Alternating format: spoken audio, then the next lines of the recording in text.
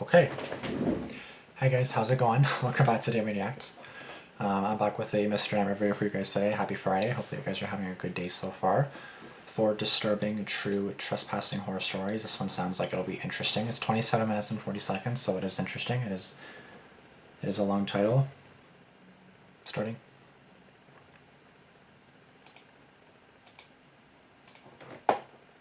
Okay, so trespassing horror stories. Okay. Let's 27 divided by 4 just to see like roughly how long these stories will be each. About 6 minutes, almost 7 minutes for each story. Okay. I'll remember Mr. Nightmare has captions now, Damian does not. So let's see how this video goes. It's so weird to see them switch like that.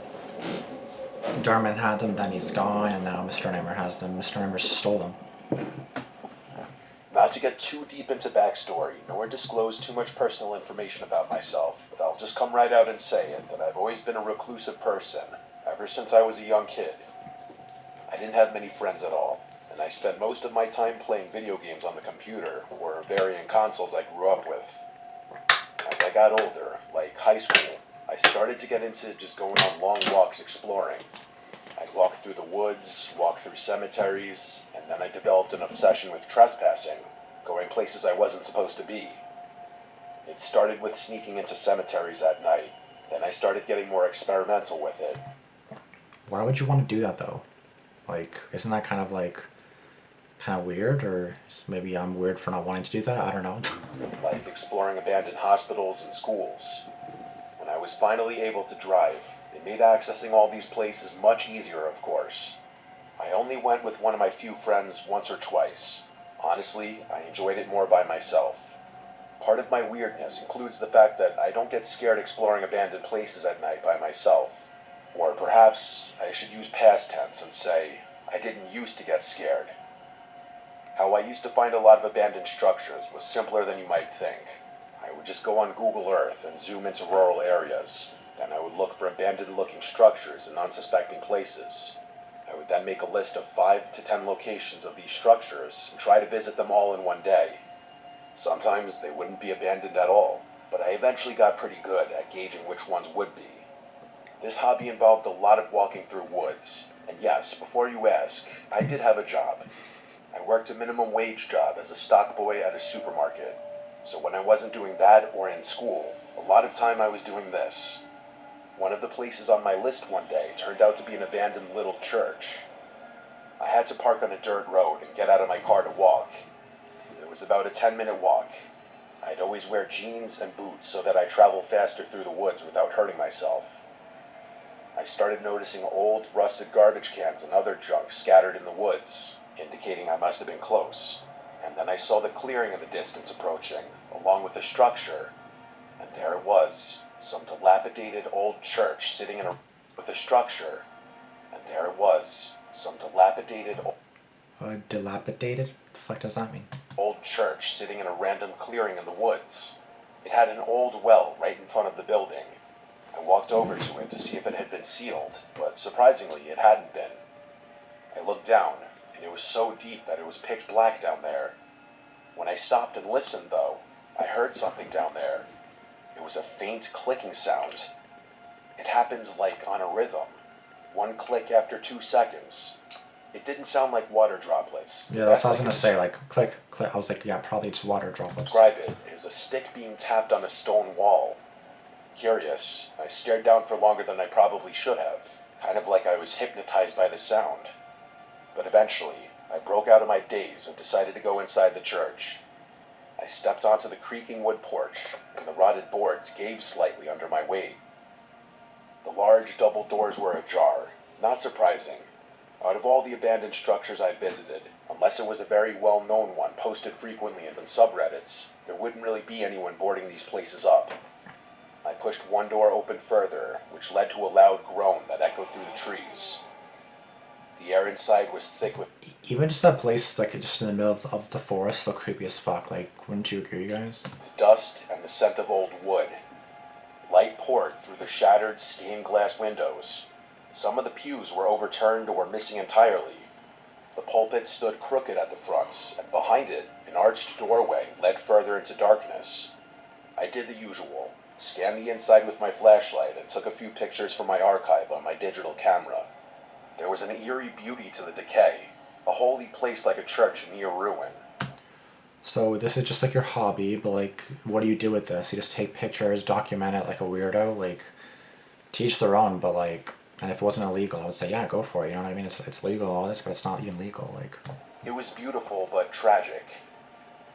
I walked slowly toward the back of the church where the arched doorway was. I stepped through it and found a narrow hallway that led to what looked like old storage rooms. One door was missing entirely, and the others were splintered or hanging off their hinges. Cobwebs clung to the ceiling everywhere, and then I saw at the end of the hallway was a stairway leading down into the basement. No, do not go down there. Jackpot, I thought. Like I said, I used to not let anything scare me. Nothing within reason, at least. Something about exploring abandoned basements excited me. But this time, something about that basement door hanging open, leading to the darkness below, made me pause. I honest to God got a slight chill.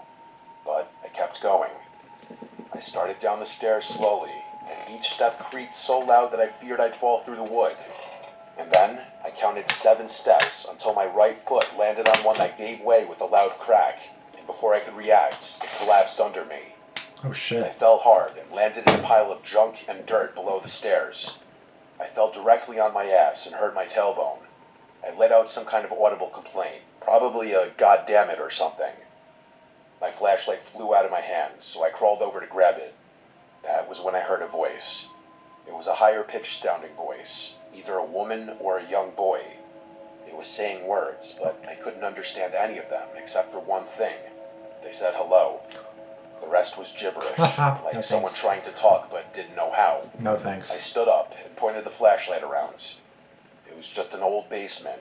Some busted furniture, mostly cots, a dirt floor, stone walls. But then I saw a tunnel in the wall. It looked like it was dug out by hand. No. As I approached it, I realized the voice was coming from down there. I started walking toward it. I was being dumb, but I had to know what it was. You had to know what it Stepped was? just a couple of steps inside the tunnel and looked around. The walls were rough, not smooth. It had definitely been dug out with a shovel by hand. My flashlight started flickering, and I nearly had a heart attack. I hit it a few times, and it stayed on. Doing so made a louder noise than I anticipated, though.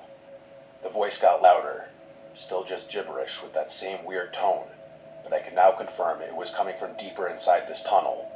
And then it stopped. Everything was quiet for a few seconds. Are you still want to investigate, or do you think that maybe we should get the fuck out of there? Any kind of thoughts like that? No? Okay. Then I heard a click. 2 seconds later, another click.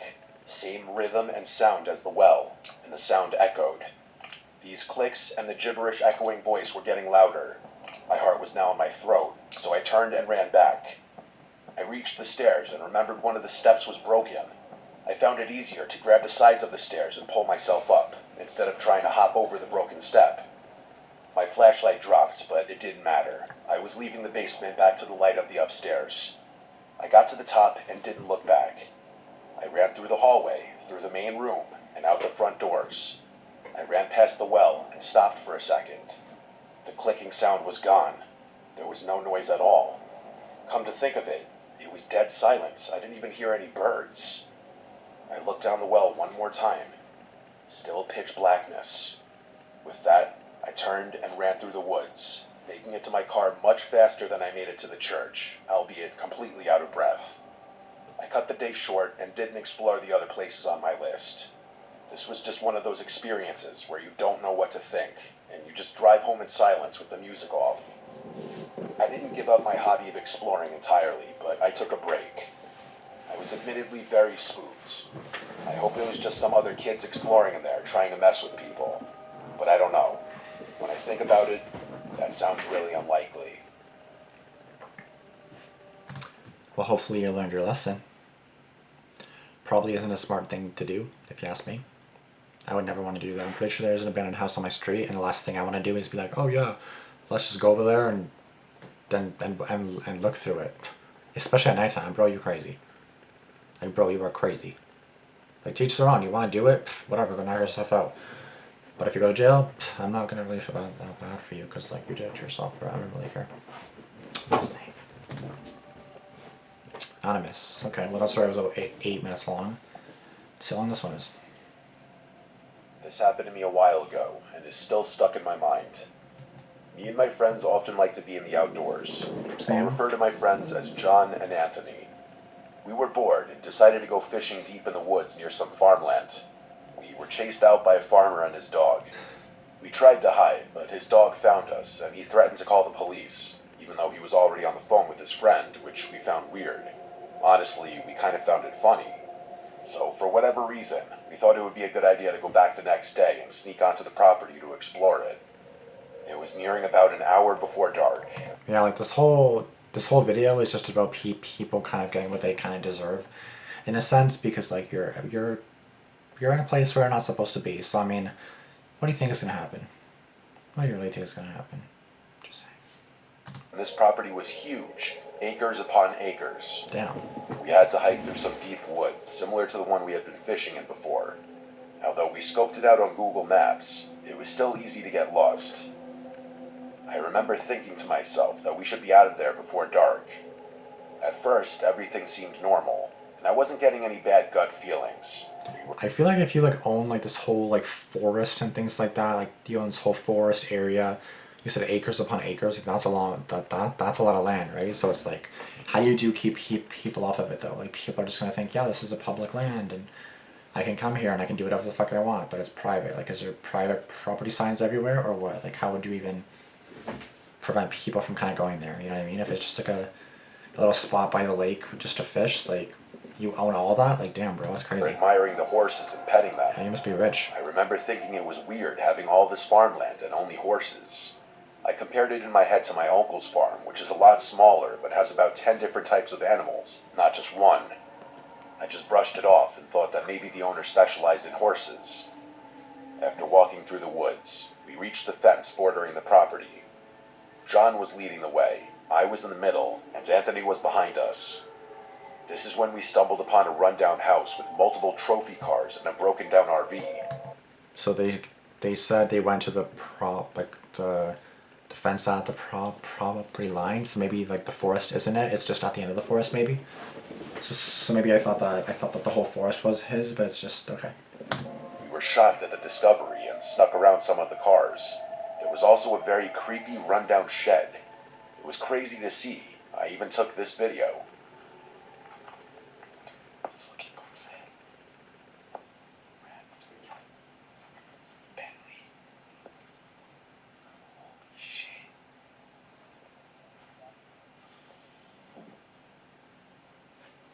It's nice to see that this is like real, like with real video footage. I love that part. There were multiple Porsches, Range Rovers, Ford Raptors. They just say Porsche. It's not a Porsche. It's a Porsche. There were multiple Porsches, Range Rovers, Ford Raptors, Bentley sports cars, Corvettes, and Ferraris. Damn. The deeper we got and the more cars we saw, we realized we probably shouldn't be seeing this, since some of the cars were parted out. We suspected it was probably a criminal ring stealing cars. After we had seen all the cars, John decided it was a good idea to explore the inside of the camper while Anthony kept lookout. I held the door open for John since he's kind of the smallest, so I thought he would be best suited to explore it. There was evidence somebody was living there, fishing rods, fresh food, bedding, and other stuff. Although the camper was run down, we understood it was somebody's home, so we got out of there. I forgot to mention there were also car tires inside. We were not there to break or destroy anything, just look around. We snuck around to the back of the property where all the cars were. There were side-by-sides, and we made the connection that they were probably used to run the property. There was also a rundown shed, and when we went... At least they're not there to like cause harm or anything. They're just kind of there just to explore, which makes sense. Like you want to explore the world, you want to explore like different places, different areas, but it's like an area that's like off limits and like restricted and like trespassing. It's like, don't do it, you know what I mean? Inside the back, explore areas that are legal. What a foul, horrible smell. We kind of just brushed it off and laughed, joking that maybe it could be a body. None of us really believed it though. Then we heard the gate at the entrance of the property open and slam. Oh no. It was about 1,000 feet away. We were heading back to the wood line because we didn't want anyone to see us, and that's when a van turned onto the street we were on. It was nearing dusk and the headlights were on. so we sprinted through the woods, not sure if he saw us. This is when we probably should have left, but we decided to explore the other side of the property. After walking along the outskirts and hiking through more woods, there were a lot more horses, but we finally got to the main house of the property. Again, it seemed very run down. About 25 feet to the right was another camper, or at least what looked like a camper. It was massive, about 50 feet long, and probably hadn't moved in 50 years. We almost missed it because it was completely covered in vines. Right next to it was another rundown jet ski, also covered in vines. We managed to get the door open, but didn't want to make too much noise since we were so close to the main house.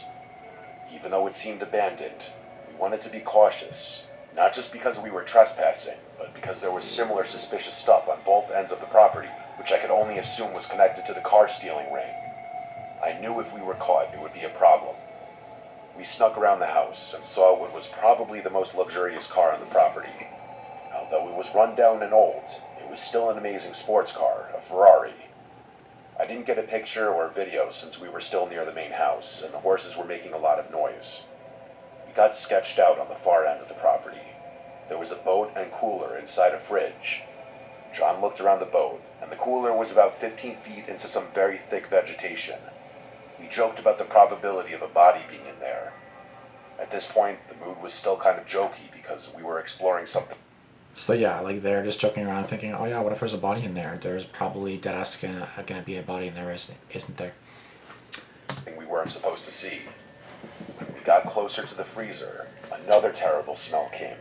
Like the smell of death and rot. Oh, fantastic. We decided to back off, assuming the worst, and didn't want to open it in case there was something we really didn't want to see in there. We got a bad vibe, and we were on our way back when Anthony started hearing things. We paused and listened with him, and we heard the noises too. I can't really describe them. I don't know if they were just normal wood noises, or if everything just seemed amplified because we were paranoid. The vegetation was about head high, and there was a rock that each of us took turns standing on to get a better view of the property. When John went up there, we were still laughing and joking. Then he turned to us, looking like he had just seen a ghost. He wouldn't speak, so I decided to get on the rock and look for myself. What I saw is seared into my brain. Over the vegetation, I saw a man sitting at a table with a black cat. That wasn't the scary part. When I looked at his face, there was no hair, no eyes, no mouth, no nose, no facial features at all. You can call me crazy, but I know what I saw. We were about 50 feet away, and it felt like the man was staring at us, but we genuinely couldn't see his eyes since he had no features.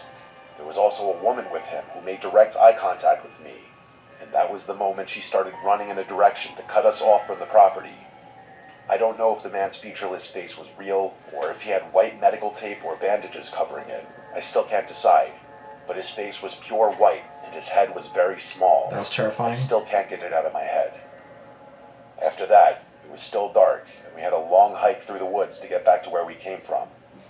We felt as if we were being followed almost the whole way, and we almost took a route that was 2 miles out just to get away. There were weird noises like stomping feet, galloping, and screams. We tried to be quiet through the woods, but also tried to move quickly. We ended up making it back and made sure we weren't followed. I genuinely still don't know what that was, or if it was human, but I can't get this experience out of my head. I feel like there actually was dead bodies in those things. I feel like there actually was. And I know none of us will ever go back.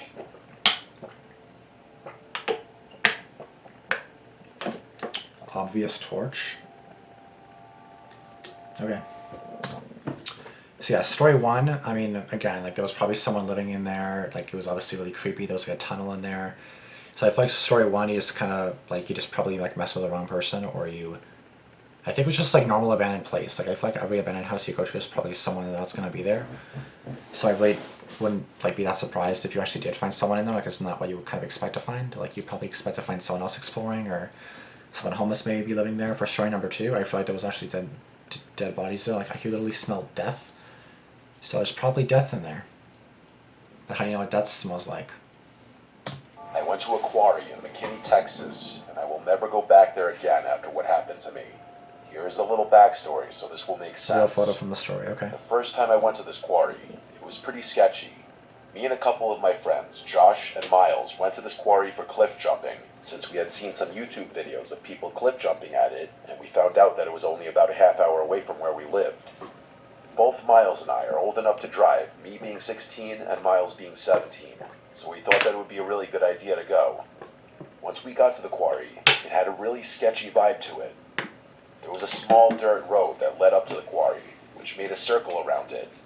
To the left were these ghetto-looking white buildings, which were pretty much just white metal boxes, and to the right was the fence that surrounded the rock path that led to the quarry. We drove down this road in Miles' Jeep. There were tons of signs saying stuff like no trespassing or warning blasting zone. And there was even this big white piece of cardboard that read, trespassers will be shot on sight. Oh, damn, bro, that's crazy. And that's a real photo from the story. That's crazy. I mean, so you're telling me that you still decided to go to this, even though it said you'll be shot on sight? There's really a warning right there saying, like, no trespassing, all trespassers will be shot on sight. That's crazy, bro. That's crazy. It's important to note that in Texas, people can legally shoot you if you're on their property, but it just doesn't really happen much. We decided to drive back to the beginning of the road where there was this gravel parking lot by an old building which looked like it hadn't been touched in years. Miles parked the car, and we all reluctantly got out of the car and began our walk to the quarry. While we were walking, a truck drove right past us, and the driver just kind of looked at us with a blank expression on his face.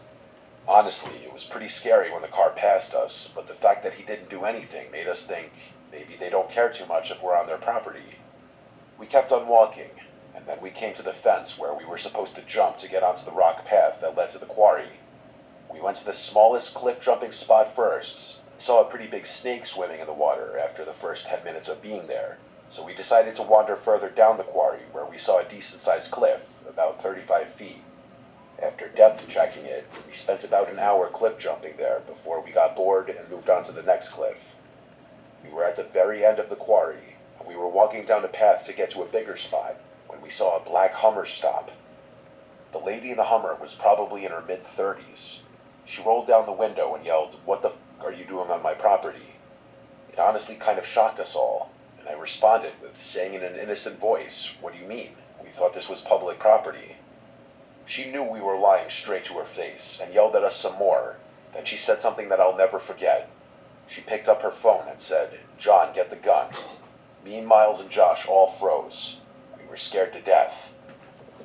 I mean, you saw the sign. You saw the sign, bro. She said to follow her and drove slowly down the path about 20 feet to a gate. We decided to follow her. We're all saying that we were so sorry and that we would never come back again, and she let us go after saying the cops are on their way, so you better haul ass that way before they get here, and pointed towards the dirt path that led us away from her property. We told her thank you and ran faster than any of us thought we could, and we got in the Jeep and drove away. I wish this was the end of the story, but it isn't.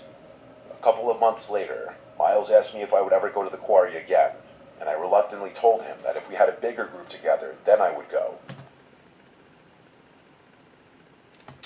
So the only reason the story didn't end there is because of your stupid ass. I swear, I feel like teen guys are honestly pretty stupid. Like they just, no offense, because I'm pretty sure some of you guys are teen guys, but it's like, I feel like when you're, I don't know, like I know that all teens are usually all rebellious, but I feel like male teenagers are more rebellious than ever. And I feel like sometimes they have to learn the hard way. They really do, and it looks like you're one of them, bro.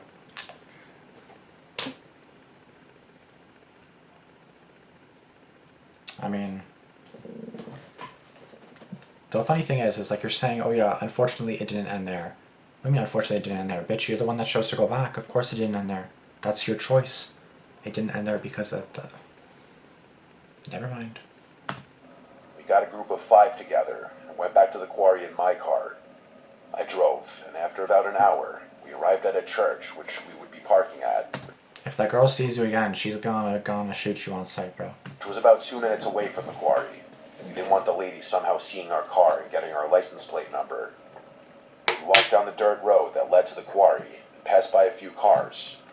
One car stopped next to us, and a guy who was probably in his early 20s told us to watch out for a black Hummer.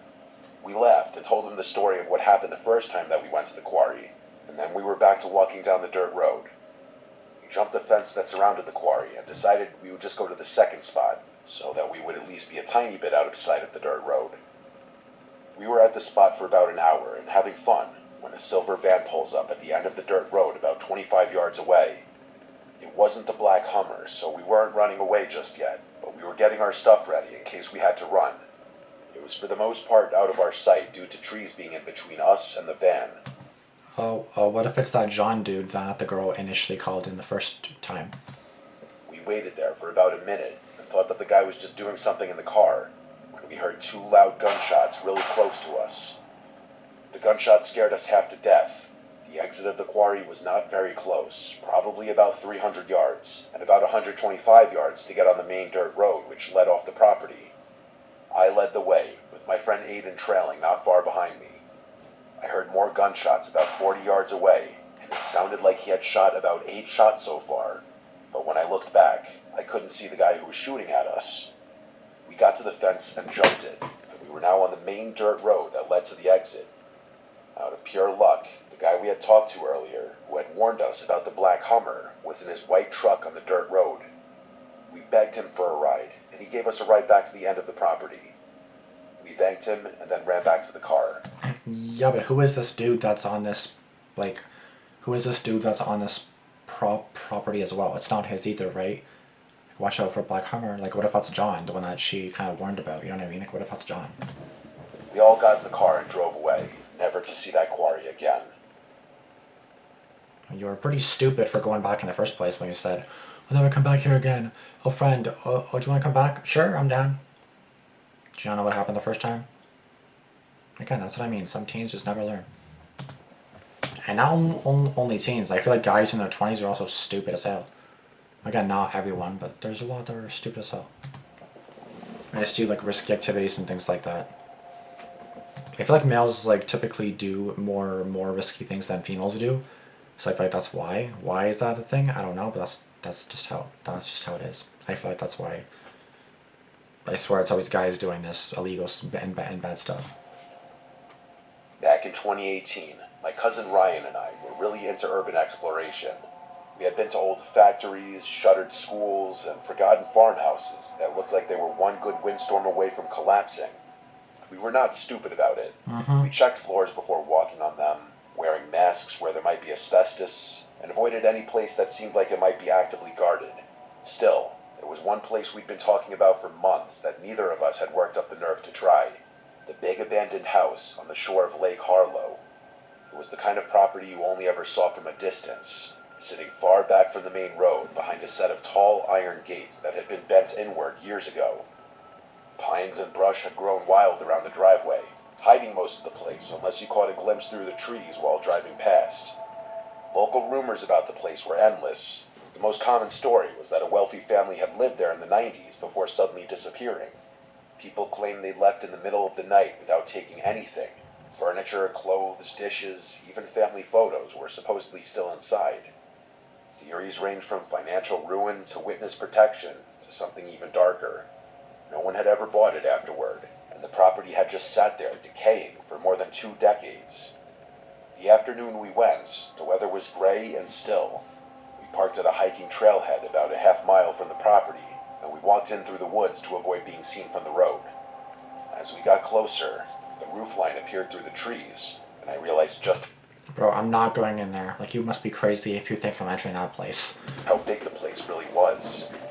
3 stories with tall windows and a wide wraparound porch, all in various stages of rot. Paint peeled off in long Like, that would be a beautiful house if it was in good condition. But bro, that's... strips like sunburned skin, and sections of the porch sagged inward.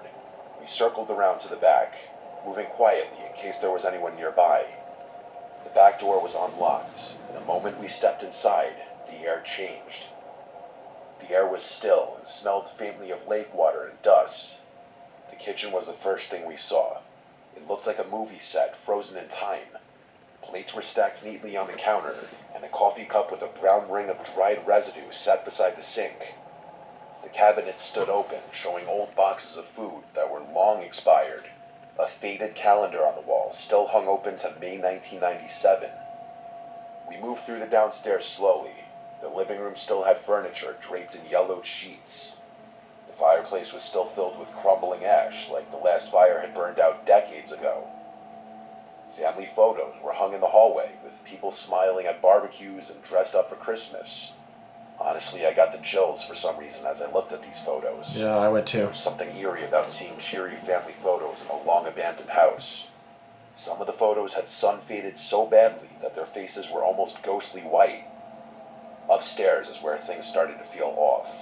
The first bedroom we entered had a perfectly made bed, Do you guys know they disappeared, or did they all die in that house or something? but all the dresser drawers were open and completely empty. Another room's floor was entirely covered with newspapers from 1997, each one folded open to the classified ads section. I didn't think much of it until I noticed the dates. They were all from within the same week in July, and every circled ad was for private buyers looking for quiet transactions. The master bedroom was the strangest. The heavy curtains were drawn shut, but when I pulled them back, I found the windows had been boarded over from the inside. The closet door had a rusted padlock on it, and the floor in front of it was scratched, as if someone had tried to drag something heavy out but couldn't. Ryan wanted to force it open, but I talked him out of it. We didn't have tools, and I wasn't eager to break something in a place where we weren't supposed to be. He suggested we check the basement before leaving. The basement door was in a narrow hallway off the kitchen. Bro, basements are the We opened worst. it. A wave of damp, cool air came up that smelled strongly of mildew. The stairs were wooden. Each step down creaked like it might give way under us. The basement was big, with thick stone walls and wooden shelves along one side. Most were empty, except for a few rusted cans and a broken lantern. But in the center of the room, illuminated in our flashlight beams, were 5 chairs, all mismatched and old, but arranged in a perfect circle. Creepy. Unlike everything else in the house, they weren't dusty. The seats looked recently used. I was about to whisper something to Ryan when we both froze. Somewhere above us, a door closed. The sound was clear as day. It was followed by footsteps crossing the floor above. We killed our lights instantly and stood in the dark, barely breathing. The footsteps paused, then started again, moving toward the hallway above the basement. My heart was pounding so hard I could hear it in my ears. We hadn't seen any cars outside. We hadn't heard anyone else since we got here. Whoever was up there hadn't made a sound until now. The footsteps stopped again, this time directly above the basement door. Then the sound of the door handle rattling made my blood run cold. Ryan grabbed my arm and pulled me toward the far end of the basement where a small ground-level window sat broken and half covered by a rotting shutter. It was barely big enough to fit through, but we didn't care. I went first, scraping my jacket on the glass, dropping down into damp dirt outside. Ryan was right behind me. We sprinted into the tree line, not daring to look back until we were well into the woods. When I finally did glance over my shoulder, I saw the basement door wide open and someone standing in it. They were too far away to make out any details, just tall and still. It looked like their head was tilted slightly, like they were watching us. Most We likely. didn't stop running until we reached the car. Both of us were so disturbed that we barely even spoke on the car ride home. That night I just kept replaying it in my head. Everything from the chairs, to the footsteps, to the locked closet, and then that horrifying image of that figure on the porch. So a couple weeks later, Ryan called me and told me that after he made a post in a Facebook group asking if anyone knows about the history of that house, an older guy responded to his post saying that there have been sightings of someone in that house. And the first guess would of course be a squatter. However, that wouldn't explain the strange, almost ritualistic looking circle of chairs in the basement. At this point, it's not my problem to worry about. I'm just happy we got out of there in one piece. Yeah, I'm surprised you got out of there in one piece based on what you were just like freaking describing to me, bro.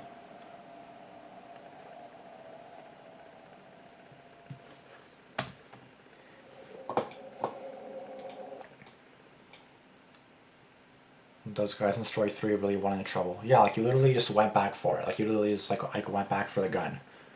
Like you were already basically told. Like, you know what I mean, to watch the fuck out. And before you ask, yes, I did have a job. Well, apparently, yeah, you should probably pick up some more shifts. If you're gonna go exploring abandoned places, like bring a hippie along and a talking dog with you. Story 3 is so dumb. You see a sign saying you'll be shot for trespass, and the owner lets you go off after giving you a warning. Then you still come back and get surprised when you hear gunshots. Yeah, that's pretty stupid if you ask me. Unfortunately, the story didn't end there. Well, unfortunately, I'm an idiot, and the story didn't end there. That's what you should have said. Come on now. Why go on someone's property if they explicitly say they have no qualms about killing you right then and there? In the 1850s, sorry, we'll never come back. They go back. Don't trespass on other people's land. Yeah, this story is basically all your fault. Like, all these 4 stories are your fault. I have no sympathy for you. Now, is it kind of cool to explore different places and like, oh, this is a new area, oh, this is kind of cool? Of course it's kind of cool. Yeah, of course it is. Like, it's a new place, you have no idea what it is, you want to explore, like, you're young. I get it. You want to explore, you want to look at new places. Of course I understand. Do it legally and safely, not illegally and potentially dangerously. Come on now. Like, be smart about it, you know what I mean? I am almost 1 month sober and recently came across your channel. I've been binging all your videos for a couple weeks now while I work on a diamond painting. Diamond painting is really helping my mind and hands busy. Your voice has become a strangely comforting thing for me, thank you.